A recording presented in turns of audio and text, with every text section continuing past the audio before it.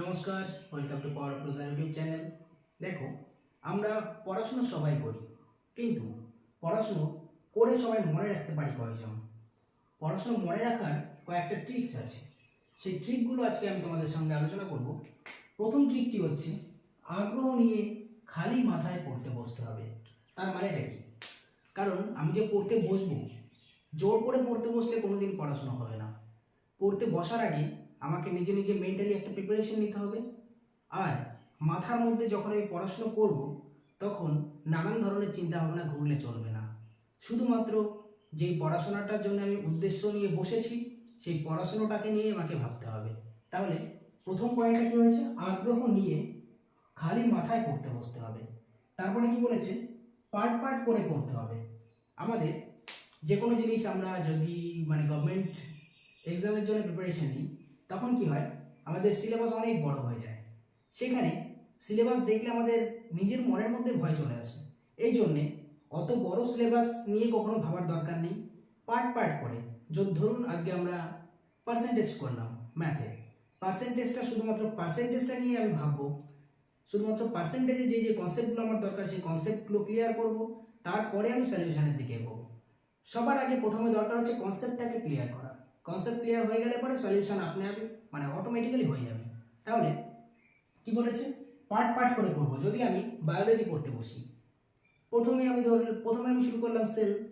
এবার sell sell থেকে কি করে কি হচ্ছে, সেলটা কোথা থেকে আসলো, সেলটা কি জিনিস, সমস্ত কিছু আমরা যদি বুঝে নিতে পারি, তাহলে সেল সম্পর্কে পড়তে গেলে আমাদের একটু মজা চলে আসবে আলাদা। এই জন্যে পার্ট পার্ট করে আমাকে পড়তে হবে। যেটাই আমি করি না কেন, পার্ট পার্ট করে পড়তে হবে। তারপরের পয়েন্ট বলেছি, মেইন পয়েন্টকে আলাদা করে পড়তে হবে। আমাদের সিলেবাসের মধ্যে অনেক কিছুই আছে। তার মধ্যে একটা টপিক যদি আমি পড়ি, ওই টপিকের মধ্যে মেইন কিছু পয়েন্ট থাকে। মেইন কিছু পয়েন্ট যেগুলো, সেই মেইন পয়েন্টগুলোকে আমাকে আলাদা আলাদা করে বেছে বেছে পড়তে হবে। যদি আমি প্রথমে যখন পড়াশোনা করলাম, তখন যদি মেইন পয়েন্টগুলোকে আমি আলাদা করে রাখি, পরে যখন আমি রিভাইজ দিতে যাব, তখন কী হবে? সবার আগে আমার চোখ যাবে মেইন পয়েন্টের দিকে। তাহলে এবার যেই বিষয়ে পড়বো, পরবর্তী পয়েন্ট আছে আমার, যেই বিষয়ে পড়বো তার সাথে নিজের জীবন রিলেট করতে হবে। তার মানে আমি কোনো একটা বিষয় পড়ছি, নিজের জীবনের সঙ্গে সেই বিষয়ের সঙ্গে আমার একটা সম্পর্ক স্থাপন করতে হবে। তাহলে সেই বিষয়টা খুব সহজে আমার মনের মধ্যে থাকবে। তাহলে তারপরে কি বলেছে? যেই বিষয় আমরা পড়বো তার সাথে নিজের জীবন রিলেট করতে হবে। আর লিখে লিখে পড়তে হবে। পরের পয়েন্ট, লিখে লিখে পড়তে হবে। অবশ্যই যেটা আমি পড়লাম সেটা সঙ্গে সঙ্গে একবার লিখব। তাহলে একটা লিখতে গেলে আরেকবার আমাকে মেমোরাইজ করার দরকার হয়। এই জন্য লিখতে গেলে আমার যতটা পড়ে কাজ হবে তার থেকে অনেক বেশি কাজ হবে লিখতে গেলে। তাহলে লিখে লিখে পড়লে পরে আমার কি হবে? অনেক সহজেই আমার জিনিসটা মনের মধ্যে থাকবে। তাহলে লিখে লিখে পড়তে হবে। তারপর কি বলেছে? নিজেই নিজের শিক্ষক হতে হবে। সব থেকে ভাইটাল পয়েন্ট হচ্ছে এটা। পড়াশোনা তো সবাই করে। যদি আমরা ধরে নাও কোনো আমরা একটা মৌখিক পরীক্ষা, যেটাকে আমরা ইন্টারভিউ বলি, ইন্টারভিউ দিতে গেছি, তখন ইন্টারভিউতে কি হয়? সামনে থেকে একজন কোশ্চেন থ্রো করে, আমাদের সেটাকে অ্যান্সার দিতে হয়। সেখানে সামনে যে কোশ্চেন থ্রো করছে তার জায়গায় নিজেকে বসাতে হবে। ওখানে দাঁড়িয়ে আমি নিজেকেই প্রশ্ন করব যে what is the unit of resistance. তারপর যা যা যা প্রশ্ন আমার মনের মধ্যে আসে না কেন, যেই টপিক সম্পর্কে আমি পড়াশোনা করেছি, সেই টপিক সম্পর্কে এক্সামিনারের জায়গায় বসে আমি নিজেকে প্রশ্ন করব, তারপর নিজেকে উত্তর দেব। তাহলে নিজেই নিজের শিক্ষক হতে হবে। তার পরবর্তী পয়েন্ট আছে আমার, যখন কোনো বিষয় পড়ব তখন অন্য কোনো বিষয় থাকবে না। ভাইটাল একটা পয়েন্ট। আমি এখন পড়ছি বায়োলজির সঙ্গে সঙ্গে যদি আমি ম্যাথটা নিয়ে সঙ্গে সঙ্গেই বসি, তাহলে হবে না। যখন আমি বায়োলজি করব, যেইটুকু টাইমে করি না কেন, সেই টাইমটা শুধুমাত্র বায়োলজি নিয়েই আমি ভাববো। যদি আমি ফিজিক্স করি, শুধুমাত্র ফিজিক্স নিয়েই ভাববো। ম্যাথ করলে ম্যাথ নিয়েই ভাববো। কেমিস্ট্রি করলে কেমিস্ট্রি নিয়েই ভাববো। জেনারেল নলেজ করলে জেনারেল নলেজ নিয়েই ভাববো। যখন আমি যেটা করব শুধুমাত্র সেটা নিয়েই ভাববো, আদার্স কোনো সাবজেক্টের দিকে আমি তাকাবো না। তাহলে আমার কনসেন্ট্রেশনটা একই দিকে থাকবে। মাথার মধ্যে যদি অন্য কিছু ঘুরতে থাকে, অন্য সাবজেক্ট ঘুরতে থাকে, তখন আমার যেই সাবজেক্ট আমি পড়ছি সেই সাবজেক্টে 100% কনসেন্ট্রেশন আমি দিতে পারবো না।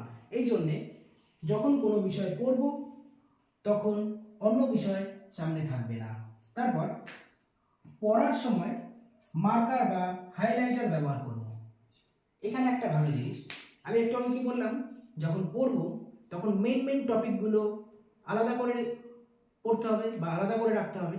ঠিক সেরকমভাবেই মেইন যেই পয়েন্ট হয় সেই মেইন পয়েন্টটা মার্কার বা হাইলাইটার দিয়ে আমি হাইলাইট করে রাখবো, যাতে পরবর্তীতে পড়তে গেলে খুব সহজে আমার চোখে পড়ে। তাহলে এখানে পরবর্তী পয়েন্ট কি বলেছে, কোনো টপিক পড়া হয়ে গেলে নিজেই সেটা আলোচনা করব। কোনো টপিক যদি পড়া হয়ে যায়, আমি ধরে নিলাম আমার একটা টপিক পড়া হয়ে গেছে, সেই টপিকটা আমি যখন পড়লাম, আমি যেমনভাবে পড়তাম, সেই টপিকটা যখন আমি পড়লাম তখন সেটাকে আমি রেকর্ড করলাম। রেকর্ড করে আমি হেডফোন দিয়ে নিজেই শুনছি আর নিজেই অ্যানালাইসিস করছি, আমি এটা কি পড়েছিলাম আর কেমনভাবে আমার মাথার মধ্যে এটাকে স্টোর করা হচ্ছে। ঠিক সেম জিনিস ওরকমভাবে আমি নিজের সাথে আলোচনা করতে হবে, যেটা করবো সেটা। তারপর পরিশ্রম ছাড়া কোনো কিছুই সম্ভব নয়। আমাদের যে কোনো কিছু করতে গেলে পরিশ্রম আমাদের লাগবেই, অতএব পরিশ্রম ছাড়া আমরা কিচ্ছু করতে পারবো না। তেমনই হার্ডওয়ার্ক, আমাদের স্টাডি, পড়াশোনা একটা ঐশ্বরিক দান।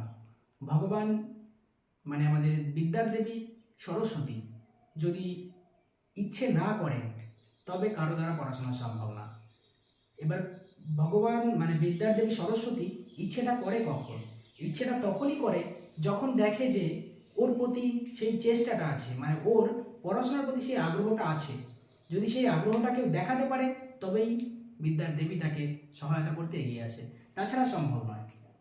তারপর কি বলেছে, পরিশ্রম ছাড়া কোনো কিছুই সম্ভব না, পরিশ্রম করলেই আমাদের সাফল্য আসবে। তারপর বলে সুতরাং স্মার্টলি পরিশ্রম করো। পরিশ্রম শুধু করলেই হবে না। আমি কি বলেছিলাম, এর আগে একটা ভিডিওতে বলেছিলাম যে আমার ডেস্টিনেশন শিয়ালদা, রানাঘাট থেকে আমি শিয়ালদা যাব, কিন্তু আমি যদি লালগোলার দিকে যাই, লালগোলা শিয়ালদার থেকে ডবল মানে 3 গুণ বেশি দূরত্ব, কিন্তু আমি লালগোলা চলে যাবো তবু শিয়ালদা পৌঁছাতে পারবো না। এই জন্যে সঠিক পথে পরিশ্রম করতে হবে। স্টাডি স্মার্ট, স্টাডি হার্ড, সব কিছুই মানে হার্ড ওয়ার্কও করতে হবে, স্মার্ট ওয়ার্কও করতে হবে। দুটো মিলিয়ে আমাদের একটা কম্বিনেশন আসে, সেটা হচ্ছে সাকসেস। সাকসেস ইকুয়াল টু আমরা বলতে পারি hard work plus smart work. এই 10টি ট্রিক মনে রাখলে পরে পড়া সমস্ত কিছু খুব সহজে মনে থাকবে। আজকের ভিডিওতে এই পর্যন্তই। ভালো থাকবেন, সুস্থ থাকবেন, দেখা হচ্ছে পরবর্তী ভিডিওতে।